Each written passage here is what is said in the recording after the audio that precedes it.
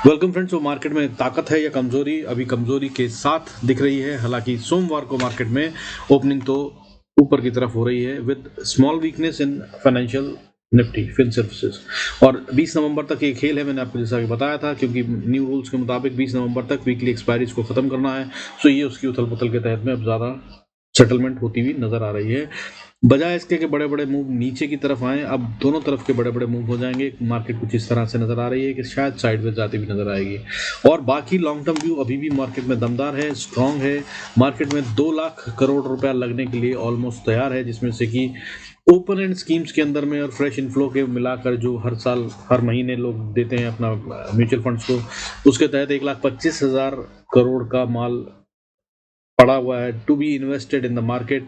और इसके अलावा balanced advantage funds and multi asset funds के लगभग 60 से 80,000 करोड़ और पड़े हैं जो मार्केट में अभी डिप्लॉय होने हैं। सो दोनों को मिलाकर देखा जाए तो लगभग 2 लाख करोड़ से ज़्यादा का ही माल खरीदा जाना है। अभी मार्केट में 1 लाख करोड़ के करीब का माल एफआईआई बेच चुके हैं अगर हम बात करें अक्टूबर महीने की तो। मगर वो कुछ भी नहीं है, हालांकि वो बहुत बड़ा अमाउंट है, लेकिन अगर जो हमारा रेडी है टू बी डिप्लॉयड वो बहुत ज़्यादा है उससे। So not to be worried too much if you are a long term investor. How data के साथ समझने की कोशिश करेंगे कि मार्केट और क्या करने वाली है। सोमवार को जैसा मैंने बताया मार्केट ऊपर खुलती हुई नजर आ रही है with small weakness in fin Nifty. आइए शुरू करते हैं आज का video. Before we do that I request you go through the disclaimer as per SEBI norm. जरूरत हो तो वीडियो को पॉज कर पढ़ें। देखिए, वॉलेटिलिटी इंडेक्स भयंकर रूप से बढ़ा हुआ है और अब ऑलमोस्ट 16 के पास है, 15.90 पे है। दिवाली से एक दिन पहले थर्सडे को 15.55 पे था और दिवाली के दिन भी बढ़ता हुआ नजर आया। ये है एक चिंता का विषय, जिसका मतलब ये है कि मार्केट में बड़े बड़े मूव आएंगे। सो तैयार रहिएगा उसके लिए। इसके अलावा अगर बात करें तो देखिए, निफ्टी जो है इस समय थोड़ा दमदार होता हुआ नजर आया। 99 पॉइंट लगभग 100 पॉइंट बढ़ता हुआ, यानी कि 24,304 पे बंद हुआ है। और 24,300 ही एक इंपॉर्टेंट लेवल अब माना जा रहा है। इसको आइडली इसको सस्टेन कर लिया अगर इसने, तो फिर ये और ऊपर जाती हुई नजर आ रही है, फिर फॉल बंद हो जाएगा। हालांकि इसके नीचे अगर जाते हैं तो 24,000 के लेवल को भी इंपॉर्टेंट माना जा रहा है। अब ये वो ना तोड़े तो अब हम ऊपर ही जा रहे हैं। अदरवाइज नीचे में 23,850 एक लंबे समय के लिए लेवल दे रहा हूँ। अगर ये टूटा तो फिर मार्केट 21,000 को भी दिखा सकती है। हालांकि उस समय डेटा क्या कह रहा होगा वो देखना और समझना ज्यादा जरूरी होगा। अभी की बात करें तो बैंक निफ्टी भी मजबूती के दम दिखा रहा है, मजबूती पकड़ता नजर आ रहा है। 51,673 पे क्लोज हुआ है। 198 पॉइंट्स का अपमूव है। हालांकि गिरावट जो आई थी थर्सडे को वो 332 पॉइंट की थी, बट वो ना के बराबर है, क्योंकि उससे पहले तो 1000 पॉइंट बढ़ते हुए नजर आए थे। तो खेल जो है अभी वो मिला जुला चल रहा है। बाइंग भी आ रही है और सेलिंग भी हो रही है, लेकिन अभी सबसे बड़ी मजबूती की बात यह है कि 2 लाख करोड़ के करीब कमाल पड़ा हुआ है डीआईएस के पास, जो कि उन्हें डिप्लॉय करना है, विच मीन्स दैट मार्केट में ताकत आती नजर आएगी। हालांकि अगर एफआईआईज और डीआईएस के डेटा को कंपेयर किया जाए तो भाई पिछले हफ्ते भी मार्केट में माल पब्लिक को चिपकाया गया, क्योंकि नेट वीकली बेसिस पे अगर देखें तो 14,475 करोड़ का माल बेच दिया एफआईआईज ने, स्टॉक्स बेच दिए। और उसके अगेंस्ट में जो डीआईएस की बाइंग है वो 9,786 करोड़ की हुई है, जिसका मतलब सीधा सा ये निकलता है कि लगभग 5,000 करोड़ का माल पब्लिक को चिपका दिया गया। और ये खासा बड़ा अमाउंट होता है। और इस तरह से मैंने जैसा बताया था पिछले वीडियो में कि सेक्टोरल शिफ्ट शुरू हो चुका है, तो वो शेयर जिनसे ये निकलना चाहते हैं उनको ये पब्लिक को दे रहे हैं और वो चिपक रहे हैं पब्लिक को। इस तरह से पब्लिक फंसती नजर आ रही है उन शेयरों में जो उनके पोर्टफोलियो को वजन दे देंगे, ऐसा जो कि उनको उठने नहीं देगा। सो फिर कह रहा हूँ थोड़ा सा सावधानी पूर्वक बाइंग कीजिए। अगर आप अच्छे शेयरों को पहचानते हैं तो बहुत अच्छा है, नहीं तो भाई कुछ शेयर्स मैंने दिए थे अपना जो मुझे लग रहे हैं ठीक। हालांकि आई am not a SEBI registered analyst, but मैंने व्हाट्सएप पे डाला था और अपना टेलीग्राम ग्रुप पे भी डाला था। उन शेयरों को आप देख सकते हैं, वो काफ़ी मजबूत हैं। अगली दिवाली तक के लिए अगर आप इन्वेस्ट करना चाहते हैं तो 5 शेयर दिए हैं, काफ़ी अच्छे हो सकते हैं वो। बाकी अगर अदरवाइज देखें तो भाई देखिए, नेट में मार्केट में काफ़ी पैसा लग रहा है। महीनों का डेटा अगर देखा जाए तो एफआईआईज बहुत बहुत ज़्यादा माल बेच चुके हैं अभी तक। उसके हिसाब से अगर हम देखें तो अब इनके माल को रुक जाना चाहिए, क्योंकि इनकी सेलिंग थोड़ी कमज़ोर भी होती हुई नजर आई थोड़ी सी। फ्राइडे की अगर हम बात करें तो इन्होंने 211 करोड़ का माल बेचा है, जो कि ज़्यादा नहीं था। इससे पिछले दिन की बात करें थर्सडे को तो 5,813 करोड़ का माल बेचा था थर्सडे को एक्सपायरी के दिन। उसके अगेंस्ट में डीआईएस ने 3,514 करोड़ का माल खरीद लिया था। तो इस तरह से बाइंग तो हो रही है, लेकिन बाइंग कंपैरेटिवली कम है जो सेलिंग हो रही है उससे। अब आपको करना क्या है, मंडे की अगर आपको ट्रेडिंग करनी है तो मंडे को बैंक निफ्टी के ऊपर नजर रखिएगा। 51,950 का लेवल अगर तोड़ता है बैंक निफ्टी का फ्यूचर तो इसका मतलब मार्केट में ये भारी इम्पैक्ट डाल सकता है नेगेटिव साइड पे। अदरवाइज अगर ये इसके ऊपर रहता है तो फिर ये दमदार हो सकता है। अभी कहाँ पे है? अभी 925 पे है। ओपनिंग समझी जा रही है कि ये करीब करीब 52,000 के आसपास ही ओपनिंग आ सकती है। सो इम्पॉर्टेंट लेवल 51,950 का देखिएगा। वहाँ से अगर ये नीचे भी आता है तो फिर वो ऊपर दोबारा वापस जा सकता है, लेकिन अगर वो नहीं आया तो फिर ये कमजोरी के साइन होंगे। फिर निफ्टी में पहले ही कमजोरी है, और अगर फिर निफ्टी को देखा जाए तो वो बैंक निफ्टी से काफ़ी खासा इम्पैक्टेड होता है। तो यहाँ पर या तो हेज बना हुआ है या फिर इस तरह सा गेम है कि बैंक निफ्टी भी नेगेटिव होता नजर आएगा, लेकिन ये शॉर्ट टर्म ही होगा। फिर से बता रहा हूँ, अगर एडवांस डिक्लाइन रेशियो की हम बात करें तो दिवाली के दिन तो भयंकर रूप से बाइंग हुई है। सिर्फ 336 शेयर सेंसेक्स में थे जो रेड में बंद हुए हैं। उसके अलावा अगर ग्रीन में बंद होने वाले शेयरों की गिनती देखें तो 2138। आमतौर पर 2000 के ऊपर हम नहीं जाते हैं। इससे पहले 8 अक्टूबर को गए थे, 2045 शेयर उस दिन ग्रीन में बंद हुए थे। अदरवाइज उससे पहले की बात करूं तो और भी कई महीने पहले तक हमने 2000 शेयर को एक साथ ग्रीन में नहीं देखा था, और अब फिर से 2138 शेयर ग्रीन में थे। बट ये दिवाली की इम्पैक्ट हो सकता है, इसलिए इस पर ज़्यादा नहीं कॉन्फिडेंस से बात करेंगे हम। क्योंकि अगर हम अदरवाइज देखें इंडेक्स वाइज तो हमें अभी कमजोरी नजर आ रही है। जैसे कि सेंसेक्स की अगर हम बात करें तो 30 शेयर का इंडेक्स होता है, उसमें सिर्फ 4 शेयर ग्रीन में बंद हुए, 26 शेयर रेड में। निफ्टी की बात करें तो 50 शेयरों का जो इंडेक्स है उसमें 13 शेयर ग्रीन में और 37 शेयर रेड में बंद हुए। और अगर हम बात करें बैंक निफ्टी की, जो कि 12 शेयरों का इंडेक्स है, उसमें 3 शेयर ग्रीन में और 9 शेयर रेड में बंद हुए फ्राइडे को। तो इस तरह से अगर देखें तो बढ़ने वाले शेयरों की गिनती कम दिख रही है। तो मतलब इससे क्या निकल रहा है कि पैसा लग रहा है, बाइंग हो रही है, लेकिन ये कुछ हिडन जेम्स हैं, पुराने दबे हुए या दूर के शेयर्स हैं जिनमें बाइंग हो रही है। स्मॉल कैप में और मिड कैप में फिर से बाइंग होती हुई नजर आई है। लेकिन जो टॉप नॉट शेयर हैं जिन्हें ब्लू चिप कहते हैं, या जो निफ्टी और बैंक निफ्टी आदि इत्यादि की वैल्यूएशंस में डायरेक्ट इम्पैक्ट रखते हैं, वहाँ पे कमजोरी अभी भी बनी हुई है। तो मतलब ये बनेगा कि सेंसेक्स या निफ्टी या इंडेक्स की बात करें तो वो शायद गिरते हुए नजर आए या ना बढ़ते हुए नजर आए, लेकिन अदरवाइज अंदर में बाइंग अच्छी होती हुई नजर आ रही है। सो ये एक अपॉर्चुनिटी है। अगर आप अच्छे शेयरों को आइडेंटिफाई कर सकते हैं तो उनको कर बाय कीजिए। और अगर मेरे वालों पर भरोसा कर सकते हैं या मेरे वालों को इवैल्यूएट करना चाहते हैं तो जो मैंने टेलीग्राम और व्हाट्सएप ग्रुप पे भेजे हैं उनको आप देख सकते हैं। I am not a SEBI registered analyst, so once again I have no recommendations, but I do share the analysis, that's what is there, so you can look at them. बाकी आगे चलते हुए अगर हम बात करें तो भाई देखिए, सेक्टर वाइज हमारे पास दम आता हुआ नजर आया। सारे ही सेक्टर ग्रीन में थे, इसमें कोई शक नहीं है। दिवाली का दिन था इसलिए कोई भी सेक्टर रेड में तो नहीं दिखाई दिया। अब अगर बात करें तो विक्स जो है ना वो बढ़ रहा है, वो सबसे बड़ी चिंता का विषय है। अभी 16 को छूता हुआ नजर आ रहा है, 15.90। इस पे जरूर नजर रखिएगा। बाकी इसके अलावा लेवल्स देता हूँ, लेवल्स दे रहा हूँ, उनको नोट कर लीजिए and try and trade them and be very disciplined. बता रहा हूँ, अदरवाइज लॉस में आ जाएंगे।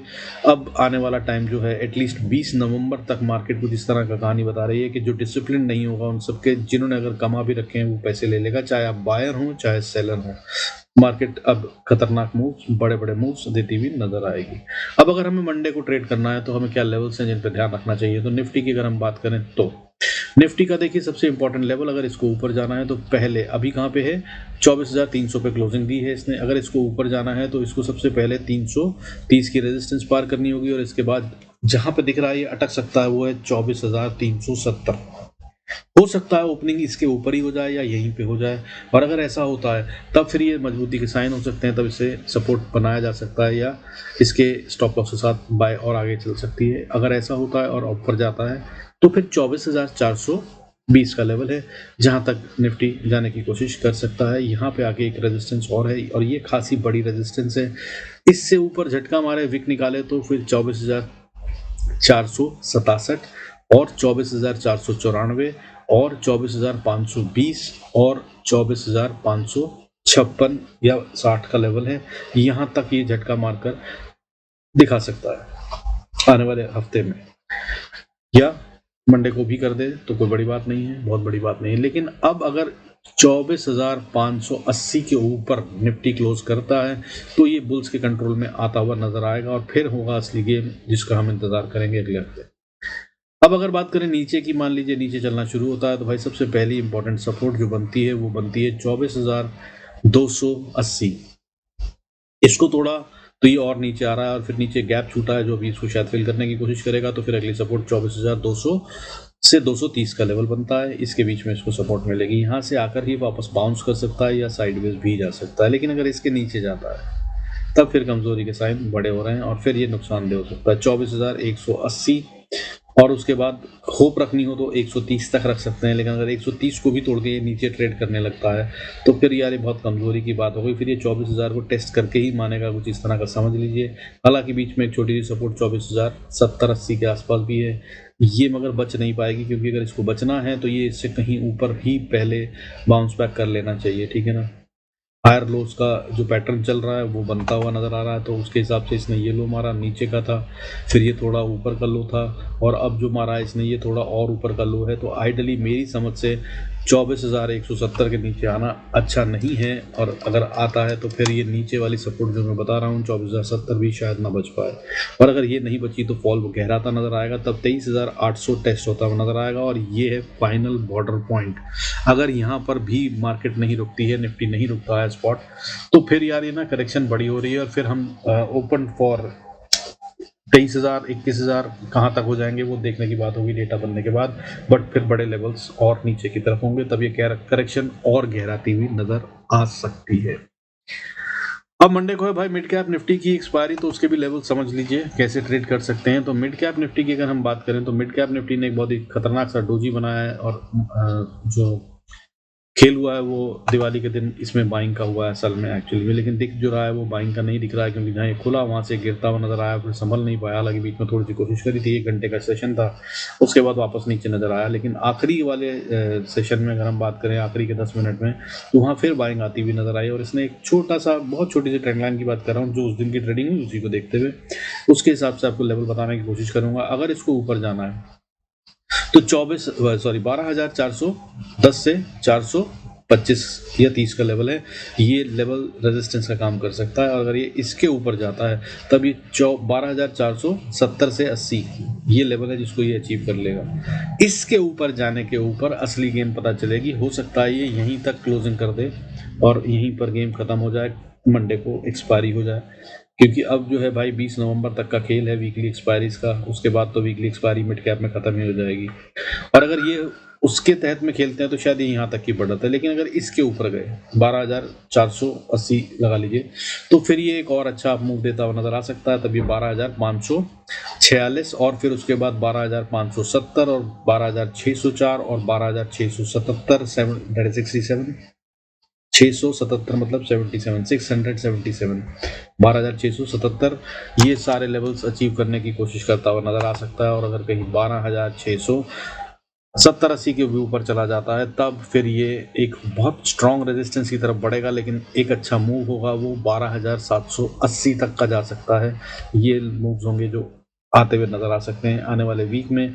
मंडे को मुझे जो दिख रहा है वो शायद टाइट हो सकता है 12,480 से 500 का लेवल, इसको ध्यान में रखिएगा। इसके ऊपर ही बाकी की गेम्स एक्टिवेट होंगी, अदरवाइज यही है लेवल जहां से रिवर्सल आ सकता है।